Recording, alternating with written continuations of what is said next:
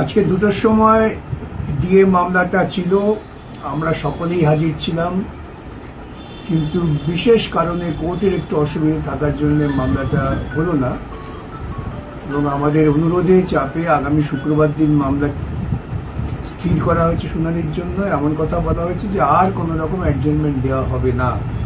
আমরা আশা করতে পারি যে আগামী শুক্রবার এই মামলা চূড়ান্ত শুনানি হয়ে যাবে।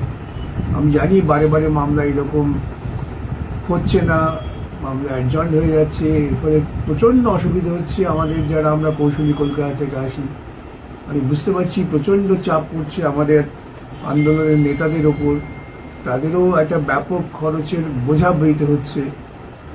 সব শ্রমিক কর্মচারী যদি ঐক্যবদ্ধ হয়ে এই মামলা চালাবার জন্য নিজেদের মধ্যে পারস্পরিক বোঝাপড়া না তৈরি করেন তাহলে খুব মুশকিল।